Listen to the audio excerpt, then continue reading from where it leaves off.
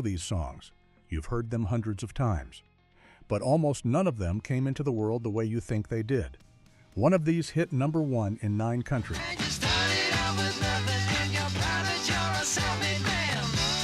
And back home, the band was never considered a one-hit wonder. The rest of the world never found out. Stick with me through all 15, because #1 will completely change how you think about what a one-hit wonder actually is. If you're new here, hit subscribe and turn on notifications so you don't miss what's coming next. Let's get into it. 15, King Harvest. Dancing in the Moonlight. Here is out of sight, but they don't The night they wrote it, the guitarist had just been mugged. He came home shaking, adrenaline, fear, the whole thing still running through him. And what he wrote that night sounded like the complete opposite of what he'd just experienced. Bright, danceable, not a shadow in it. That lightness you hear isn't innocence. It's what happens when someone takes raw fear and processes it into something other people can move to without ever knowing why it feels so alive. That's the story behind one of the most purely joyful sounding tracks of the decade. The darkness is in the DNA. You just can't hear it unless you know where to look. 14, Wild Cherry.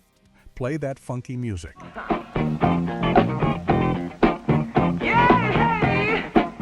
This one hit #1 through a single act of obedience to an audience they'd never tried to please before. Wild Cherry was a rock band. They didn't know funk.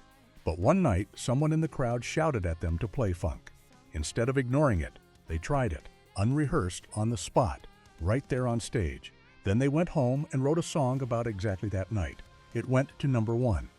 They never came close again playing what they actually knew how to play. Everything before that crowd moment and everything after it didn't matter. That one unrehearsed yes, without knowing what they were saying yes to, was the only decision that ever truly defined them. 13, Mungo Jerry. In the summertime, go out and see what you can find. 2 hours of studio time. Time left over at the end. What they laid down with those leftover hours became the best-selling record. In the world that year, 13 million copies in a single year. The session was booked for something else entirely. When they finished the original work, there was time still on the clock. They recorded this. The group never cracked the top 20 in any country again. The biggest summer of their careers lasted exactly one song, and that song only exists because someone decided not to waste the studio hours they'd already paid for. 13 million copies, one leftover afternoon, 12, Redbone. Come and get your love. Matter with your head, baby, find it. Come on and find it. The industry wanted them to soften their image, to make themselves easier to package and sell. They refused every bit of it. Redbone was a band of Native American musicians at a time when the market was actively telling them to be something else, something more palatable, more commercial, more digestible. They said no. They stayed exactly who they were, and they still reached #5. That's the sound of people who chose identity over compromise at a time when the entire business structure was pushing against them. That kind of success doesn't happen by accident, and that kind of decision takes more backbone than most acts in this era ever had. Carl Douglas, Kung Fu Fighting, But they fought with 15 minutes. That's all it took.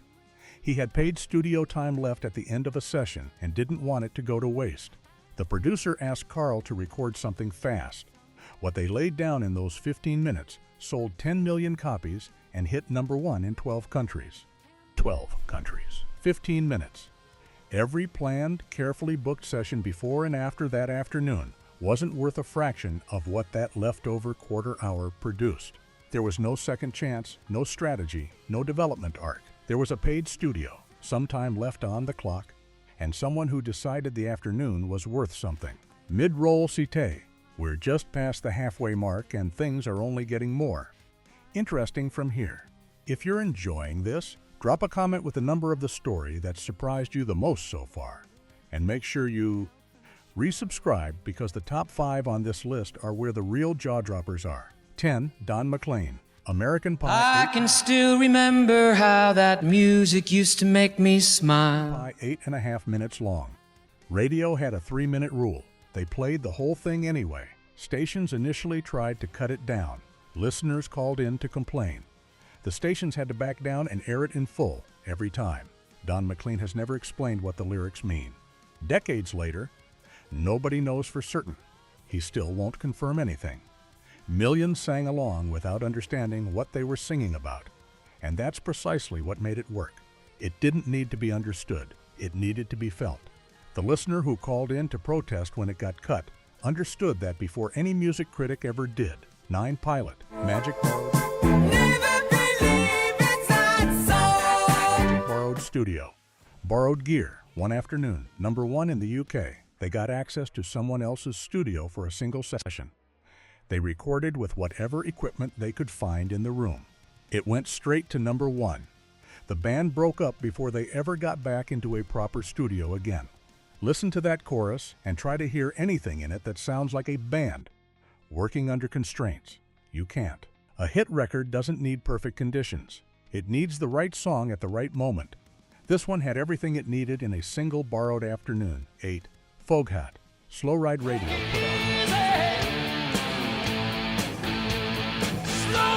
put out a 4-minute edit. The original runs nearly 9 minutes. Listeners demanded the full version, and they got it. Stations tried to cut it down to make it fit their format. Listeners called in asking specifically for the long version. The stations gave in. The audience won that argument loud and clear. Some songs simply don't let themselves get shortened. Pulling people out of Slow Ride before it was finished was pulling them out of something they weren't done with yet. Radio learned that the hard way. The listeners made sure of it. 7 Anita Ward. Ring My Bell.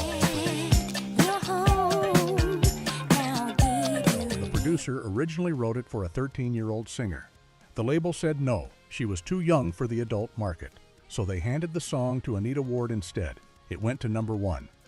The girl it was written for never got near it. The young singer it was designed for never knew it could have been hers. Ring My Bell reached #1, carrying a story that nobody on the dance floor ever knew. A song written for someone it never reached, that found its way into the world through a side door nobody planned on using. C6, The Buggles. Video killed the radio star. It was a lament for the death of radio. They chose it to open the era that replaced radio entirely. When MTV switched on for the first time, this was the song they led with. The song mourning the end of radio was the very first thing heard at the dawn of the age of the music video. That wasn't a coincidence. It was deliberate. It wasn't just a hit. It was the first official document of an era that hadn't even fully begun yet. Every song that aired after it already existed in a different world than the one this song was mourning. The irony wasn't lost on anyone paying attention, but most weren't. 5 The Knack, My Sharona Sings at #1. The press compared them to the early Beatles. That comparison was also the thing that buried them. When critics and outlets started stacking them up against early Beatles singles, the bar was set so high that everything The Knack released afterward got measured against it, and nothing came close. The name itself became heavier than any song they could write. The Beatles comparison didn't celebrate them. It cornered them, and they spent the rest of their career trying to escape a ceiling that someone else put over their heads. Chachas 4, Norman Greenbaum.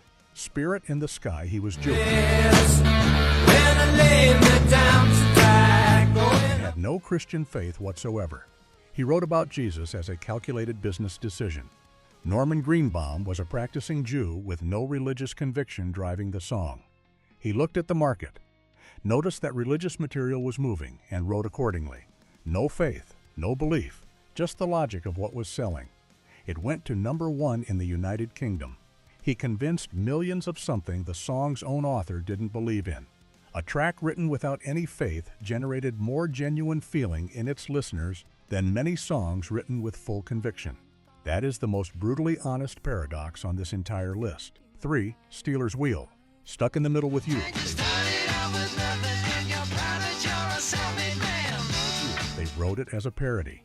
Nobody noticed. It was a deliberate send-up of Bob Dylan's style, a joke, a pastiche, not meant to be taken straight. The market sent it to #6 without catching the joke at all. The real fame didn't arrive until 20 years later, when a director chose it for one of the most unsettling scenes in 1990s cinema.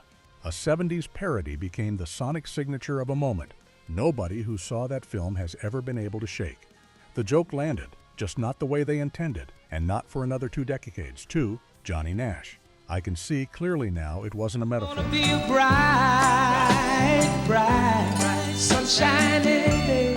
It was a medical diary. He was recovering from an infection that had left him unable to see for weeks. The day his vision came back, he wrote about that exact moment, the physical, literal experience of sight returning. The world read it as an anthem about hope and perseverance. It was a specific personal account of recovering from temporary blindness, set to a groove.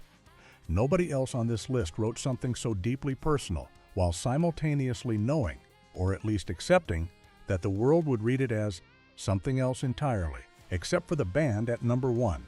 They hit the top spot in 9 countries, and back home, they were never a one-hit wonder. The rest of the world never found out where the song actually came from. 1. Shocking Blue, Venus. Yeah, baby, she's got it. 1969. The world filed it under the 70s. Anyway, Shocking Blue hit number 1 in 9 countries. Back in the Netherlands, they had a full catalog of hits. They were not a one-hit wonder at home by any measure. But outside their borders, the world only ever grabbed Venus and moved on, with no knowledge of what came before or after it. 11 years later, Bananarama covered it and went to number 1 all over again, the same song. Number 1 twice. 2 different bands, 2 different eras. And back in Holland, the original was never an accident. It was one peak in a career that most of the world never took the time to discover. A one-hit wonder isn't a song that only happened once. It's a song so complete it doesn't need a follow-up. Venus proved that twice, 15 songs. 15 real stories, a guitarist writing Sunshine from Fear, a Jewish songwriter manufacturing Christian faith, a parody that became a cultural landmark 20 years late. None of it happened the way the history books framed it. If this is the kind of content you want more of, subscribe now and hit the bell, because the next video goes even deeper into the stories mainstream glossed over. Drop a comment telling me which of these 15 surprised you most. I read every single one. The real history of rock and pop is always stranger than the version that gets told. We're going to keep telling the real one.